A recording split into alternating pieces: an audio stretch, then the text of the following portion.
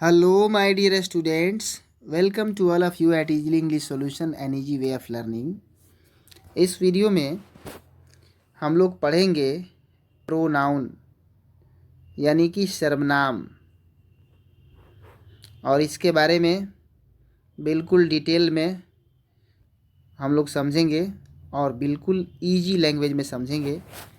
और इस वीडियो को यदि आप शुरू से अंत तक देखते हैं तो इस बात का मैं पूरी गारंटी देता हूँ कि आप प्रोनाउन को कभी भी भूलेंगे नहीं। प्रोनाउन, इसके डिफिनीशन, इसके टाइप्स और उनको पहचानना, सब कुछ आप इस वीडियो में जानेंगे। तो देखते रहिए इजीली इंग्लिश सॉल्यूशन। आइए स्टार्ट करते हैं। तो देखिए, प्रोनाउन जिसका कि हिंदी में नाम होता है सर्वनाम, यानी यह क्या होता है। तो pronouns are words which are used at the place of noun. यह pronoun takes the place of noun, या pronouns come at the place of noun. यानी ये ऐसे वर्ड होते हैं सर्वनाम जो नाउन के स्थान पर आते हैं। जैसे कि आपने कोई एग्जाम्पल लिखा, Ram it's bread, Ram it's bread, एक सेंटेंस हो गया। और दूसरे सेंटेंस में आपने लिखा कि ही इट्स स्लोली, राम रोटी खाता है और वह धीरे खाता है। तो यहाँ पर जो फर्स्ट सेंटेंस में राम का यूज हुआ है, सेकंड सेंटेंस में उसी के लिए ही का यूज हुआ है। तो ये जो वर्ड है ही, जो कि राम के जगह पर आया, राम क्या है? नाउन है। और यहाँ नाउन के जगह पर ये जो वर्ड आया ही, तो ही क्या हो गया इस सेंटेंस में? तो ही हो गया प्रोनाउन। यानी कि प्रोनाउन वही शब्द है जो नाउन के जगह पर आता है या नाउन के बदले में आता है। Pronoun is the word which takes the place of noun. तो ये तो आप समझ गए। तो अब इसके टाइप्स को हम लोग देखते हैं कि कौन कौन से टाइप्स होते हैं और उनके एग्जाम्पल्स क्या क्या होते हैं। तो प्रोनाउन का जो फर्स्ट टाइप होता है, फर्स्ट टाइप को हम लोग बोलते हैं पर्सनल प्रोनाउन। पर्सनल प्रोनाउन का मतलब क्या हुआ? पर्सन से पर्सनल वर्ड बना, तो पर्सनल प्रोनाउन का मतलब है व्यक्तिवाचक सर्वनाम। व्यक्तिवाचक सर्वनाम, अब इसका नाम ही है व्यक्तिवाचक सर्वनाम, तो यह व्यक्ति के लिए यूज होता है। Personal pronouns are used for person. जैसे कि देखिए इसके एग्जाम्पल में कौन कौन से हैं। जितने भी इस तरह के हैं which are directly used for person, he, she, it, this और they, these, those, her, our, my, your, ये सारे के सारे जो प्रोनाउंस हैं ये सारे पर्सनल प्रोनाउंस हैं। पर्सनल प्रोनाउंस जो होते हैं मेनली ये 3 टाइप्स के होते हैं। अब फर्स्ट टाइप कौन है? तो first person. First person, first person में कौन कौन से आते हैं? सिंगुलर और प्लूरल दोनों ही फॉर्म में ये होते हैं। तो फर्स्ट पर्सन के जो सिंगुलर प्रोनाउन है उसमें जैसे आई हो गया, माई हो गया और मी हो गया, ये फर्स्ट पर्सन के सिंगुलर प्रोनाउंस हैं। यदि इसके प्लूरल की बात करें तो इसके प्लूरल में आने वाले प्रोनाउंस हैं वी है, फिर आवर है, फिर अस है। तो ये सारे पर्सनल प्रोनाउन के फर्स्ट पर्सन के प्लूरल प्रोनाउंस हैं। अब इसका दूसरा काइंड है सेकंड पर्सन। तो सेकंड पर्सन में इसमें भी सिंगुलर और प्लूरल होते हैं। तो इसके सिंगुलर में होता है यू, योर और योर्स, और इसके प्लूरल में भी यही सब प्रोनाउंस होते हैं। क्योंकि आप जानते ही हैं यू जो है या योर, योर्स, इन सब का यूज सिंगुलर प्लूरल दोनों के लिए होता है। जैसे कि यू का यदि यूज करेंगे, यू कम हियर, आप यहाँ आइए, या आप लोग यहाँ आइए, बात एक ही हुआ। अब तीसरा इसका होता है थर्ड पर्सन। थर्ड पर्सन में क्या क्या होता है? तो थर्ड पर्सन का जो सिंगुलर है उसमें ही, इसका लिस्ट बहुत ही लंबा है, हीज, हर और ईट, दिस, दैट। यदि सेपरेटली पर्सन को आप पढ़ेंगे तो उसमें जितने भी नेम्स हैं वो सारे के सारे थर्ड पर्सन सिंगुलर में ही आते हैं। लेकिन यहाँ पर प्रोनाउन की बात है तो यहाँ नेम तो नाउन हो गया, इसलिए उसको इसमें नहीं रखा जाएगा। लेकिन पर्सन केवल यदि आप स्टडी करते हैं सेपरेटली तो वहाँ पर थर्ड पर्सन सिंगुलर में नेम्स भी आते हैं। तो ही, सी, इट, दिस, दैट और हीज, हर इत्यादि थर्ड पर्सन सिंगुलर हैं। और थर्ड पर्सन यदि प्लूरल की बात की जाए तो इसमें इन्हीं के जो प्लूरल फॉर्म वाले प्रोनाउंस हैं, दे, दीज, दोज, दोज दैट का प्लूरल होता है, और दीज दिस का प्लूरल होता है। तो ये सारे के सारे थर्ड पर्सन प्लूरल प्रोनाउंस हैं। और जितने भी प्लूरल नाउंस हैं जैसे कि बॉयज, गर्ल्स इत्यादि, वे भी थर्ड पर्सन प्लूरल में ही आते हैं यदि पर्सन की बात की जाए तो ये है पर्सनल प्रोनाउन, जो पर्सन के जगह पर सीधा ही आता है। जैसे राम, तो राम के लिए ही आ जाएगा। या जैसे कोई गर्ल्स का नेम रहेगा सीता, तो सीता के लिए सी आ जाएगा। पोजेसिव में हर आ जाएगा, राम के लिए ही आ जाएगा इत्यादि। अब देखिए जो दूसरा प्रोनाउन का टाइप्स है, तो दूसरा टाइप में है पोजेसिव प्रोनाउन। पोजेसिव यानी अधिकारवाचक सर्वनाम। ये अधिकार बताते हैं, किसी चीज़ पर किसी का अधिकार होना, पोजेशन शो करेंगे। जैसे कि अब इसके एग्जाम्पल में क्या है, तो ये सारे जितने प्रोनाउंस हैं, mine, ours, hers, his, theirs, ये सारे के सारे क्या हैं, तो ये पोजेसिव प्रोनाउंस हैं। और इस तरह से यदि आप सोचते हैं कि माई, आवर, हीज, हर, तो वे सारे पोजेसिव प्रोनाउन नहीं हैं, वे सारे पोजेसिव एडजेक्टिव हैं, क्योंकि उनका यूज जस्ट बिफोर नाउन होता है। जैसे कि रहेगा कि दिस इज माई बुक, तो यहाँ पर देख रहे हैं कि ये जो माई वर्ड है ये बुक नाउन है और इसके जस्ट बिफोर आया है, तो यहाँ ये पोजेसिव डिटरमाइनर है या नहीं तो पोजेसिव एडजेक्टिव है। पोजेसिव एडजेक्टिव ही पोजेसिव डिटरमाइनर भी होता है, तो ये पोजेसिव प्रोनाउन नहीं है।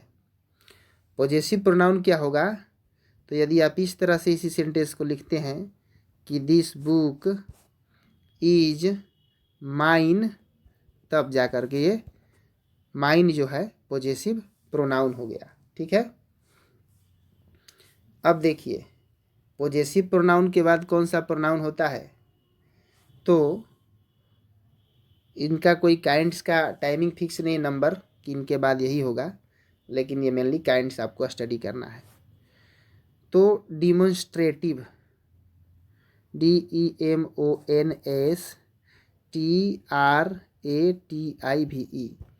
ये जो डिमोन्स्ट्रेटिव प्रोनाउंस हैं ये वस्तुओं या स्थानों की ओर नज़दीक या दूर के तरफ इशारा करेंगे। अब इसके एग्जाम्पल में कौन कौन से हैं, तो इसके एग्जाम्पल में है दिस, दैट, दीज और दोज। दिस का मतलब यह नज़दीक की ओर इशारा कर रहा है, और दीज इसका प्लूरल है, यह भी नज़दीक की ओर इशारा कर रहा है। दैट दूर की ओर और दोज उसका प्लूरल है। तो यह है डिमोन्स्ट्रेटिव प्रोनाउन यानी संकेतवाचक सर्वनाम। It indicates towards the things और places and says whether they are nearer or farther. उसके बाद कौन सा प्रोनाउन है? तो रिलेटिव प्रोनाउन। उसके बाद रिलेटिव नाम ही है, यानी ये रिलेशन शो करता है। तो जो एक प्रिंसिपल क्लाउज होता है और एक सबऑर्डिनेट क्लाउज होता है सेंटेंस में, यानी कि एक आश्रित उपवाक्य रहेगा और एक प्रधान उपवाक्य रहेगा। क्लाउज क्या है? तो सेंटेंस के ही पार्ट्स हैं जिनका अपना सब्जेक्ट एंड फाइनाइट वर्ब होता है। क्लाउज का जो वीडियो हम रिलीज करेंगे तो आपको डिटेल्ड क्लाउज के बारे में बताएंगे, तो अभी वो टॉपिक नहीं है। ये बस जान लीजिए कि सेंटेंस के वो पार्ट्स हैं और जो कि मीनिंगफुल होते हैं, जिनका अपना सब्जेक्ट और फाइनाइट भी होता है, जिसमें सबऑर्डिनेट क्लाउज कंप्लीट सेंस नहीं देते हैं और प्रिंसिपल क्लाउज कंप्लीट सेंस देते हैं। तो ये जो रिलेटिव प्रोनाउन है संबंधवाचक सर्वनाम, ये संबंध बताता है प्रिंसिपल एंड सबऑर्डिनेट क्लाउज में। तो इसके एग्जाम्पल में कौन कौन से हैं? जितने भी ये सब हैं, हु, विच, हुज या होम या दैट, ये सब रिलेटिव प्रोनाउन है। लेकिन जितने भी WH वाला हमने लिखा, जब ये रिलेटिव प्रोनाउन का काम करेंगे तो ये सेंटेंस के बीच में आएंगे, कनेक्ट करेंगे, एज ए करेक्टर होंगे। उनका वहाँ अर्थ क्या, क्यों, कब, ये सब इंट्रोगेटिव के रूप में नहीं होगा। जैसे कि I found the book which I was searching. तो देखिए, मैंने वह किताब पाई जो मैं खोज रहा था। तो यहाँ पे जो मैं खोज रहा था, ये सबऑर्डिनेट क्लाउज बना रहा है, जो कि अपना पूरा अर्थ निकलने के लिए प्रिंसिपल क्लाउज पर डिपेंड है। आई फाउंड द बुक, तो यहाँ विच कंजक्शन का काम कर रहा है, इस सेंटेंस को और इस सेंटेंस को कनेक्ट कर रहा है। और यही हुआ relative pronoun, because it establish the relation between principal clause and the subordinate clause. उसके बाद डिस्ट्रीब्यूटिव प्रोनाउन होता है। डिस्ट्रीब्यूटिव जो प्रोनाउन है, इसको हिंदी में बोला जाता है व्यष्टिवाचक सर्वनाम। व्यष्टिवाचक या डिस्ट्रीब्यूशन शो करते हैं, समझे? यानी एक ऐसे वर्ड्स रहेंगे जो एक ही वर्ड सबकी ओर इशारा करेंगे। अब इसमें कौन कौन से प्रोनाउन हैं? तो इसके एग्जाम्पल में होते हैं ईच, एवरी, आइदर और neither. Each, every, either, neither और ऑल और बोथ। तो ये सारे एग्जाम्पल्स हैं डिस्ट्रीब्यूटिव प्रोनाउंस के, व्यक्तिवाचक सर्वनाम के। इन सब का अर्थ आप समझ ही रहे हैं। उसके बाद कोई प्रोनाउन होता है, तो उसके बाद है रिफ्लेक्सिव प्रोनाउन। रिफ्लेक्सिव प्रोनाउन ये क्या है? तो ये प्रोनाउन जो होते हैं कर्ता की ओर इशारा करते हैं। कर्ता की ओर इशारा करते हैं। It reflexes toward the subject, कि कर्ता ने क्या किया या कर्ता के एक्शन को एक तरह से डिनोट करेंगे, उसके तरफ इंडिकेट करेंगे। अब ये जितने भी इस तरह के प्रोनाउंस होते हैं जिनके अंत में सेल्फ लगा रहता है या सेल्फ्स लगा रहता है, यदि सिंगुलर रहेगा तो उसमें सेल्फ लगेगा। माई है तो इसमें सेल्फ लगा, और यदि आवर रहेगा तो इसमें सेल्फ्स लग जाएगा। ठीक है, सेल्फ्स। ठीक, और जितने भी ये हैं, हर सेल्फ, हर के साथ भी सेल्फ होगा। और योर के बाद में यदि सेल्फ है तो समझिए कि ये सिंगुलर है, और योर के बाद में सेल्फ्स भी होता है, क्योंकि ये सिंगुलर प्लूरल दोनों रूप में यूज होता है योर, तो सेल्फ्स वाला है तो प्लूरल है। और दे के बाद में क्या लगेगा, तो देम सेल्फ्स लगेगा, ठीक है, देम के बाद में सेल्फ्स, तो इट के बाद में सेल्फ लगेगा, ठीक है। तो ये सारे के सारे। अब इसका अर्थ क्या होता है, मैंने स्वयं या उसने स्वयं या तुमने स्वयं। जैसे कि मैंने अपना काम स्वयं किया, तो इसका हो जाएगा example, I did my work my self. मैंने अपना काम स्वयं किया, ठीक है। I did my work my self, तो माई सेल्फ का क्या मतलब हुआ, मैंने स्वयं, मैंने स्वयं इसका अर्थ ही हो गया। अब तो ये हो गया रिफ्लेक्सिव प्रोनाउन, ठीक है, कर्ता की ओर इशारा कर रहा है कि मैंने स्वयं। अब देखिए, एक होता है इम्फैटिक प्रोनाउन। इम्फैटिक या कहीं पर लिखेगा इम्फेसाइजिंग, यानी ये क्या करता है, it creates emphasis upon the subject. ये कर्ता के ऊपर दबाव डालता है, यानी जोर डालता है, ठीक है। अब इम्फैटिक प्रोनाउन और रिफ्लेक्सिव प्रोनाउन के बनावट में कोई अंतर नहीं है, लेकिन यूज में अंतर है। जैसे यदि सब्जेक्ट के तुरंत बाद इसका यूज होता है रिफ्लेक्सिव प्रोनाउन का, तो समझिए कि वह कर्ता के ऊपर दबाव डाल रहा है, और वह क्या हो गया, तो वह हो गया इम्फैटिक प्रोनाउन। देखिए यहाँ पे आई के तुरंत बाद माई सेल्फ का यूज किया गया है, I myself did my work, यानी सब्जेक्ट के तुरंत बाद आया है, तो ये क्या है, इम्फैटिक प्रोनाउन है, क्योंकि ये सब्जेक्ट को इम्फेसाइज कर रहा है, उस पर दबाव डाल रहा है। तो इसका अर्थ होगा मैंने स्वयं ही अपना काम किया। और इससे पहले जो मैंने बताया रिफ्लेक्सिव में जो सब्जेक्ट के बहुत बाद आता था कि आई डिड माई वर्क, तब आता था माई सेल्फ, तो मैंने अपना काम स्वयं किया, उसका अर्थ होता था। इसका अर्थ होगा मैंने स्वयं अपना काम किया, ठीक है। और तो ये हो गया इम्फैटिक प्रोनाउन। और कहीं कहीं बुक में प्रोनाउन का ज़्यादा काइंड्स मिलेगा आपको, तो एक इंट्रोगेटिव भी काइंड दिया रहता है, इंट्रोगेटिव प्रोनाउन। इंट्रोगेटिव बिल्कुल सिंपल है। इंट्रोगेटिव का मतलब जान ही रहे हैं, प्रश्नवाचक, जो प्रश्न पूछते हैं। तो इंट्रोगेटिव प्रोनाउन में प्रश्नवाचक सर्वनाम है, तो ये जितने भी इंट्रोगेटिव वर्ड्स हैं, जैसे कि वाट है, हाउ है, वेन है, या वेयर है, या हु है, ठीक है। देखिए हु रिलेटिव का भी काम करता है, जहाँ इसका अर्थ जो होगा, और इंट्रोगेटिव का भी काम करेगा, जहाँ इसका अर्थ कौन होगा। जैसे हु इज ही, वह कौन है, हु इज ही, वह कौन है। तो यहाँ पे क्या है, ये क्वेश्चन क्रिएट कर रहा है, तो ये क्या हो गया, इंट्रोगेटिव प्रोनाउन हो गया, ठीक है।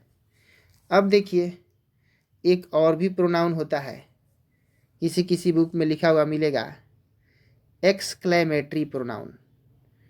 एक्सक्लेमेटरी तो ऐसे विस्मयादि बोधक शब्द होते हैं, ये आश्चर्य का भाव का बोध कराते हैं, it expresses the sudden feeling of the heart. लेकिन इन्हीं को प्रोनाउन के रूप में भी कहीं कहीं लिखा रहता है, कहीं पर एक्सक्लेमेटरी को लिखा रहेगा एडजेक्टिव के रूप में। तो एक्चुअली ये प्रोनाउंस तो है नहीं, एडजेक्टिव ही है, समझे, लेकिन किसी किसी बुक में लिखा हुआ मिल सकता है आपको, लेकिन इससे कंफ्यूज नहीं होना है। अब सभी एडजेक्टिव प्रोनाउन नहीं होंगे, जैसे वाट या हाउ एक्सक्लेमेटरी प्रोनाउन का काम करते हैं। जैसे अब how fine this picture is, how fine this picture is, कितना सुंदर चित्र है यह, तो इस तरह से सेंटेंस लिखा रहेगा, सीधा नहीं लिखा रहेगा। या what a beautiful flower it is, what a beautiful flower it is, तो इस तरह से लिखा रहेगा। तो ये हो गया एक्सक्लेमेटरी का काम कर रहा है यहाँ पे व्हाट, या वहाँ जो सेंटेंस बताए हाउ वाला, ठीक है।